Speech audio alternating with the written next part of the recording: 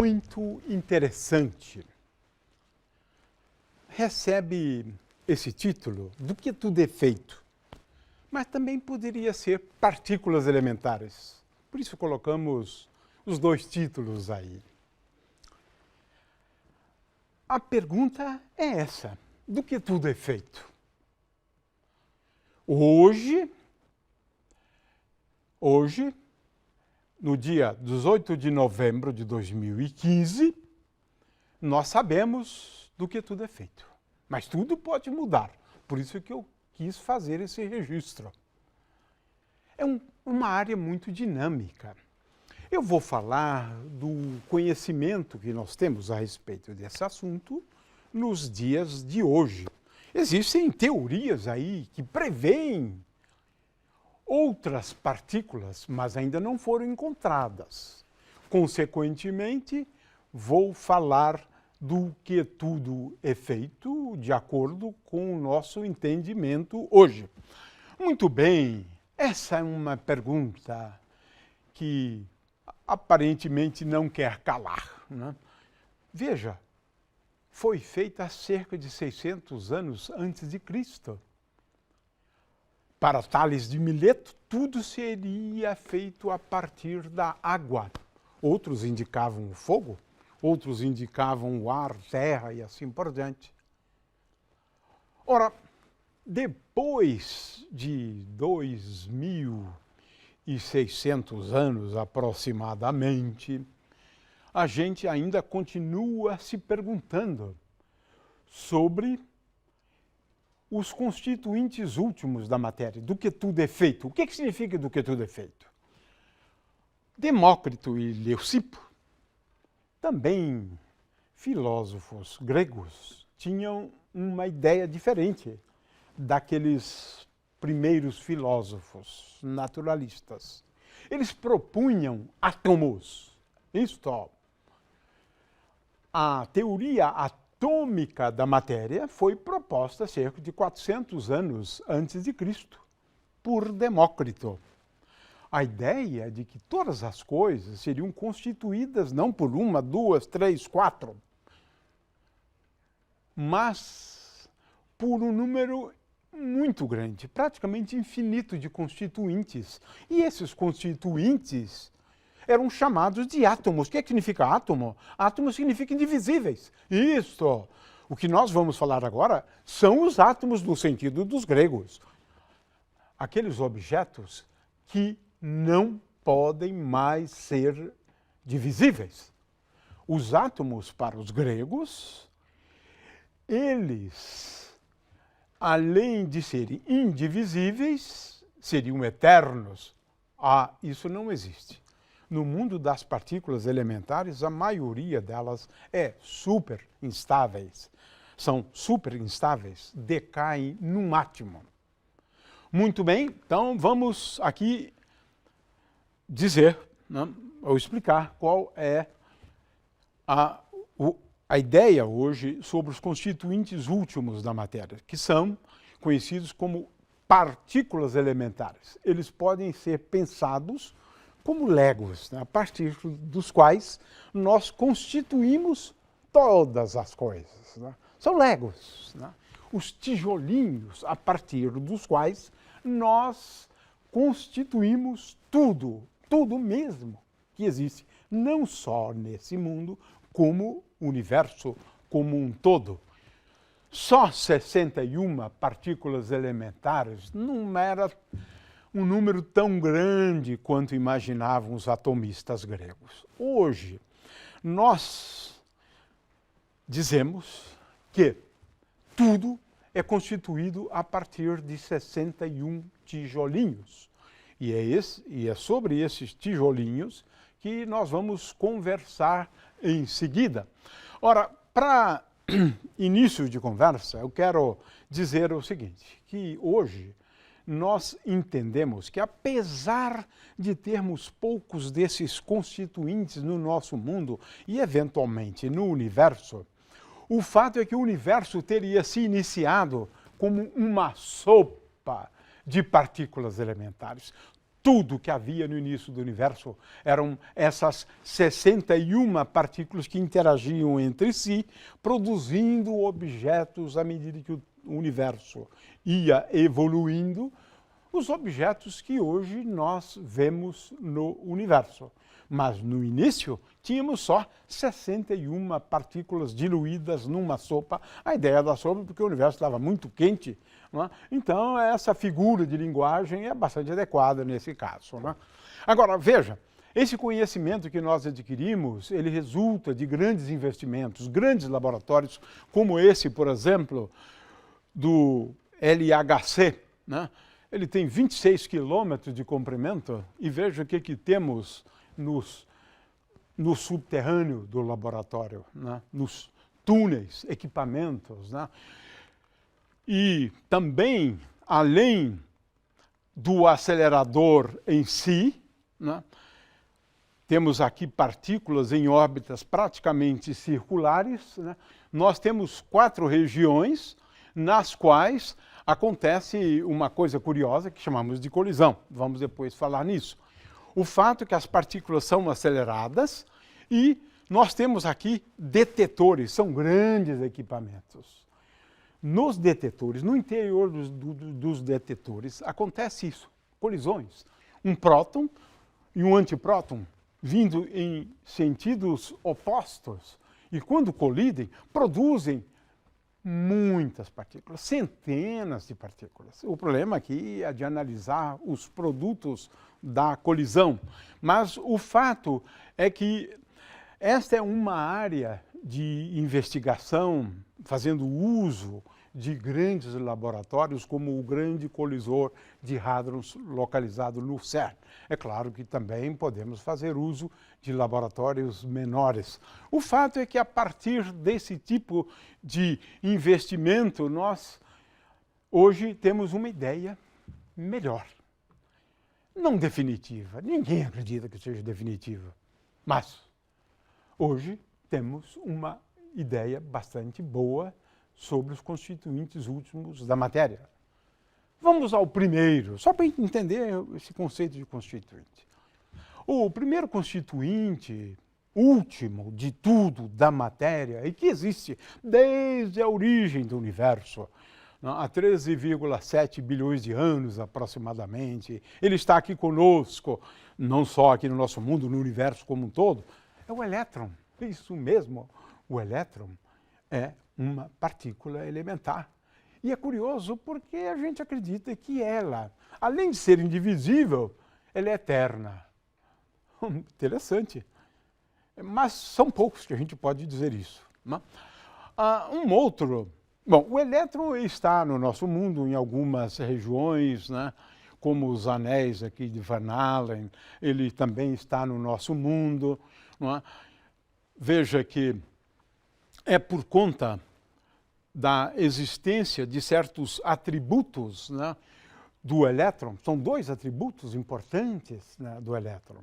Um deles é o spin, que a gente espera explicar um pouco melhor depois quando falarmos de átomos e de moléculas, e a carga elétrica. O fato é que o elétron ele tem 2 atributos importantes e, mediante esses 2 atributos, os elétrons podem interagir entre si ou com outros objetos dotados desses 2 atributos. É importante lembrar que o spin é uma coisa que a gente não fala usualmente muito sobre esse atributo do elétron, atributo das partículas elementares, né? Mas o spin é importante para entender, por exemplo, o ferromagnetismo dos materiais, os ímãs, por exemplo, né? E também o spin é fundamental para que a gente possa entender a estrutura quântica do átomo. Então, o elétron, assim como as partículas elementares, né, elas têm atributos. Carga elétrica é um atributo. O spin é outro atributo. O spin do elétron é uma coisa curiosa, porque, na verdade, a componente Z do spin, a projeção do spin, pode assumir apenas 2 valores, meio de H cortado e menos meio de H cortado. E isto é fundamental para a gente, de novo, entender a estrutura quântica do átomo. Por exemplo, por que numa camada nós temos 2 vezes n ao quadrado, onde n é um número inteiro? Mas o que é importante é entender esse número 2. Esse número 2 tem a ver com essas 2 possibilidades da componente Z do spin. Dizemos o spin para cima e o spin para baixo. Veja, mas isso é muito surpreendente e não existe nada semelhante no caso da física clássica. O spin é um atributo ou é uma grandeza física fundamental, mas que não tem um correspondente clássico. Não existe nada na física clássica parecida com o spin do elétron. Eu estou falando disso porque vamos mencionar esses atributos das partículas elementares. Outra partícula que você não se dá conta, mas você está recebendo milhões dessas partículas agora. Tenho certeza, a menos que você esteja no escuro. Mas se você estiver recebendo luz, você está recebendo fótons. Isto. Fótons. Foi uma descoberta de Einstein. Esta partícula elementar que existe desde o início do universo e que também está permeando todo o universo. É a questão da radiação cósmica de fundo, que é um tema um pouco complicado, mas o fóton é uma partícula elementar proposta, descoberta por Einstein em 1905, no mesmo ano que ele lançou a teoria da relatividade especial. O fato é que hoje nós não temos mais a menor dúvida. Fóton é uma partícula elementar e que ou são os constituintes, os fótons são os constituintes da luz. É por isso que quando a gente olha para um objeto, na verdade estamos aqui recebendo fótons, muitos fótons, milhões de fótons, bilhões de fótons. Fótons, portanto, são os constituintes da luz e da radiação eletromagnética de uma maneira geral. Ora, o que é curioso sobre o fóton é o seguinte, que o fóton não tem massa. Por isso que colocamos aqui uma balancinha, 0. Não tem massa, é curioso. É uma partícula destituída de massa. Por isso que nós nos referimos à radiação. A radiação se refere a um conjunto, hoje seria melhor a gente utilizar para um conjunto, né, de partículas de massa 0, né, ou um feixe de partículas de massa 0. O fóton não tem carga elétrica, e o fóton tem spin 1. Estamos falando aqui agora de 3 atributos das partículas elementares, da massa, da carga elétrica e do spin. É curioso porque, na realidade, todas as partículas elementares a gente precisa utilizar tão somente de um número que é menor do que 10 atributos. Vamos falar de 6 hoje, que são os mais fáceis de serem entendidos. As partículas, então, têm certos atributos. O fóton é aquele objeto que tem a maior velocidade possível. Nenhum outro objeto tem uma velocidade maior do que a velocidade do fóton. É a velocidade limite. Nada se propaga com uma velocidade maior do que a velocidade da luz. E mais uma coisa descoberta por Einstein em 1905. A velocidade do fóton é absoluta. Ela não depende do referencial. Isso é fantástico. Faz parte, na realidade, do que poderíamos chamar de primeiro postulado da teoria da relatividade, onde ele basicamente postula isto, que se existe uma coisa absoluta no universo é a velocidade do fóton. É fantástico o estudo dos fótons. Além das partículas, temos antipartículas. O que são antipartículas? Vamos pensar no elétron. O que seria a antipartícula do elétron? Tem o nome de positron. É uma partícula que tem a mesma massa do elétron, mas a carga dela é o oposto. O elétron tem carga negativa e o pósitron tem carga positiva. Ele foi descoberto numa experiência como essa aqui, onde pela primeira vez a gente fotografou um positron. Isso mesmo, uma antipartícula. Claro que quem descobriu ganhou o prêmio Nobel. O fato é que temos muitas partículas, né? Agora estamos chamando a atenção para o fato de que você tem partículas como o muon, que tem carga positiva, e tem o muon com carga negativa. A antipartícula. Temos a partícula e a antipartícula. Temos os leptons muito efêmeros, decaem com uma vida média muito pequena, que são essas partículas denominadas de tau. Temos o tau positivo e o tau negativo. Ou seja, para cada partícula temos uma antipartícula. Então temos um primeiro conjunto aqui de partículas, né, que são chamadas de leptons. Leptons seria uma palavra para objetos leves, né? Por isso que tem esse nome, né? Ora, os mais leves de todos, porque agora sabemos que tem massa, o Prêmio Nobel de 2015 foi por essa descoberta fantástica. Os neutrinos têm massa.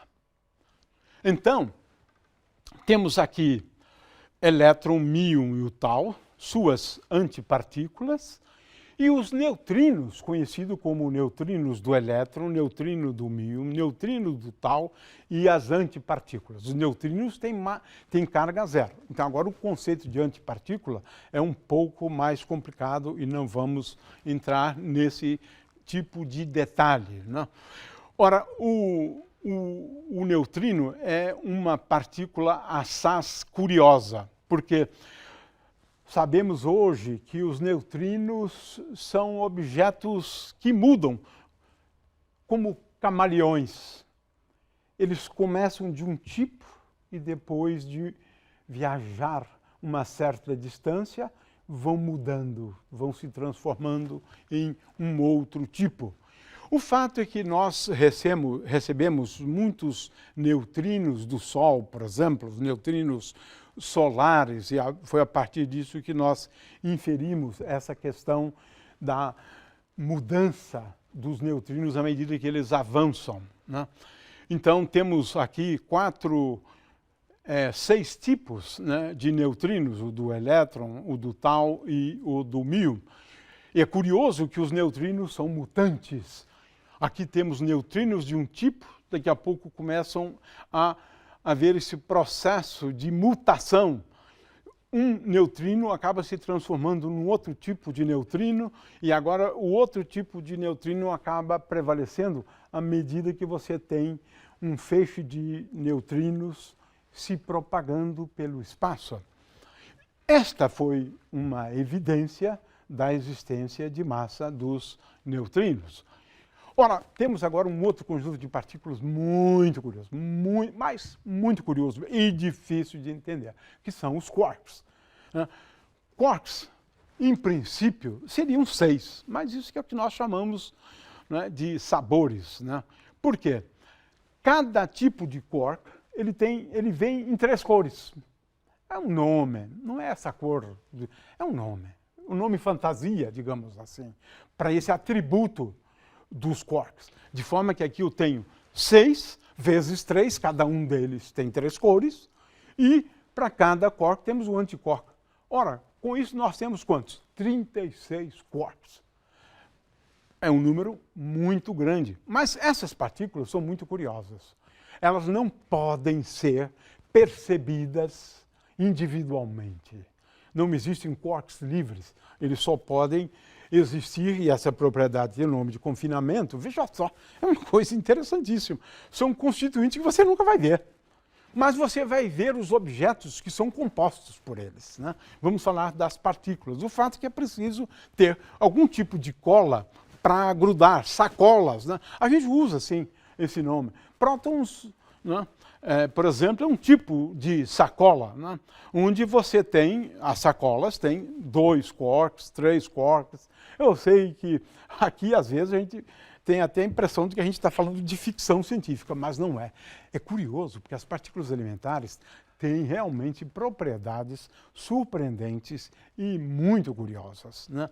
É um mundo a ser entendido, né? Na verdade, é um mundo da física, né, subatômica. Mas é isso que a gente aprendeu nos últimos anos sobre essas partículas. Finalmente, nós, então, já falamos dos 12 leptons, né? Dos 36 quarks, né? Agora, nós vamos falar de mais 12 partículas conhecidas pelo nome de bósons intermediários, né?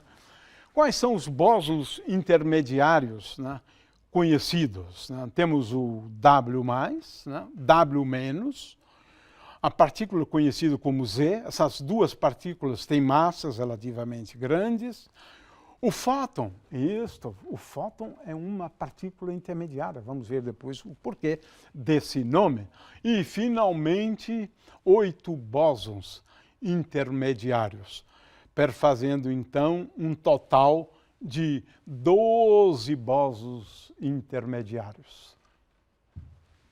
Veja, 12 mais 36, 48, mais 12, 50.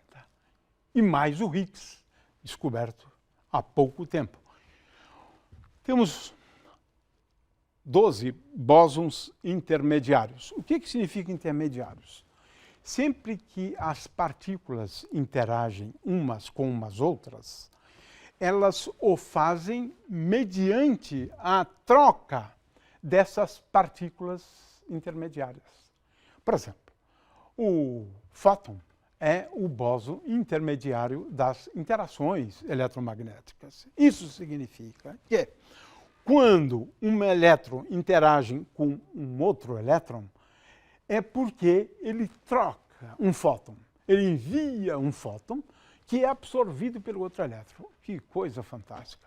A natureza é cheia de surpresas. A gente pode dizer que quase tudo que acontece nesse nosso mundo ocorre por conta de trocas incessantes de fótons. É isso, porque as interações eletromagnéticas são mediadas por essas partículas, no caso, por essa partícula de massa zero, o fóton. Então, temos aqui um conjunto, né, de partículas intermediárias, mas os gluons, em número de 8, eles têm duas cores, como indicamos aqui, e eles também estão sempre aprisionados em sacolas. Você não vê esses gluons livres, né? De novo, é uma propriedade dificílima de entender, né? Que é o confinamento. A física das partículas elementares procura entender esse aspecto curioso dessas partículas. E, portanto, você não vai encontrá-las hoje no universo. Pode encontrá-las no interior de algumas estrelas, eventualmente, né? Mas é bastante curioso. E os gluons também têm massa zero. São partículas intermediárias de massa zero. Então, veja que nós temos partículas, né, que são dotadas de massa, que é um atributo, e partículas que têm massa zero. Eu mencionei aqui 9. Antigamente, a gente achava que os neutrinos também seriam partículas de massa zero. Eis a nossa grande surpresa, e daí o resultado do Prêmio Nobel de 2015. Não, os neutrinos têm massa, apesar de a gente não saber com muita precisão qual é o valor da massa dos neutrinos. O fato é o seguinte: as partículas elementares, vale a pena realmente a gente ler e aprender mais a respeito delas. São objetos muito curiosos, né? Em primeiro lugar, poucas dessas partículas são eternas. De forma que os átomos, sim, as partículas são os átomos no sentido dos gregos, indivisíveis. Elas não são compostas por outras. Mas veja só, os átomos não são eternos. Os átomos no sentido de indivisíveis, porque o átomo mesmo é divisível. Mas ficou o nome, não importa. O fato é que as partículas elementares, que são os objetos indivisíveis, são indivisíveis, mas a grande maioria das partículas não são eternas. Poucas são eternas. Poucas duram toda a vida. Muito bem. Mas uma outra coisa curiosa é que poucas delas, né, são encontradas livres. A maioria não. 36 delas não podem ser encontradas livres, mais os 8. 44 partículas das 61 você nunca vai ver passando por aí. Né? Muito bem, o fato é que estamos falando aqui de atributos, né, das partículas, falamos da massa, da carga elétrica, do spin, que são atributos importantes, e, finalmente, o atributo cor. Difícil de entender, né? Mas cada um dos quarks vem com uma cor. Aqui temos verde, né? Azul e vermelho, mas o fato é que é um nome fantasia para atributos dessas partículas elementares. E as partículas interagem por meio de 4 interações. A interação gravitacional, que nós vamos falar depois, as interações eletromagnéticas, que nós vamos abordar depois, as interações fortes, que são responsáveis pela formação dos núcleos e pela formação das sacolas, né, das partículas compostas, né, e, finalmente, a interação fraca. Só 4 interações, 61 constituintes e 4 tipos de interações. Né. E a interação fraca? A interação fraca é aquela interação demolidora. Quando ela age, o sistema é sempre diferente depois do sistema que você tinha antes. Esse é o caso, por exemplo, da transmutação dos elementos químicos, porque um próton, ou melhor, um nêutron, dá lugar a um próton, a um elétron e a um neutrino do elétron. Esse é um tipo de transformação que resulta das interações fracas, né? As interações têm um mecanismo. Esse mecanismo é, como temos aqui nessa figura, a troca de partículas elementares. A troca, portanto, de partículas é o mecanismo de interação. As partículas ditas intermediárias, né? Essas partículas são instáveis, elas decaem, esse é um aspecto interessante. E, finalmente, vamos agora falar sobre as partículas compostas. Ora, nós nos referimos a partículas de uma maneira geral, né, como sendo agregados, sacolas, contendo 2 quarks, 3 quarks, 2 quarks. E a formação desses aglomerados, como o próton e o nêutron, esta aglomeração ocorre como consequência das interações fortes. Temos um número grande de partículas, mais de 100 partículas conhecidas. Eu tenho aqui, por exemplo, um quadro de partículas. 2 delas são relativamente conhecidas, né? Os mesons π, π+, π-. Né?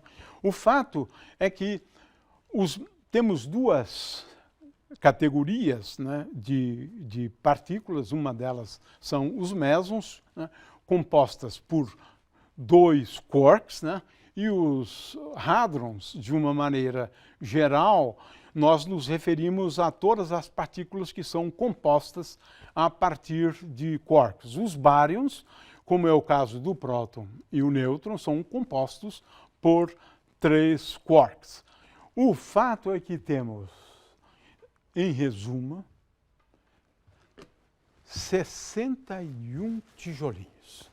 Mas esses tijolinhos exibem propriedades bastante surpreendentes, muito interessantes, né? E, a partir dos quarks, por meio das interações fortes, nós podemos agora formar, e devemos, porque os quarks nunca podem ser vistos individualmente, isoladamente. Então, eles acabam formando sacolas. Dentro das sacolas, temos 2 quarks, 3 quarks, como é o caso do próton e nêutron. Então, a física das partículas elementares, ela se dedica ao estudo das partículas, experimentalmente, teoricamente, porque muitas partículas foram descobertas teoricamente, e também estuda esses pequenos aglomerados de partículas elementares, de quarks, conhecidos como partículas. E próton e nêutron são exemplos de partículas.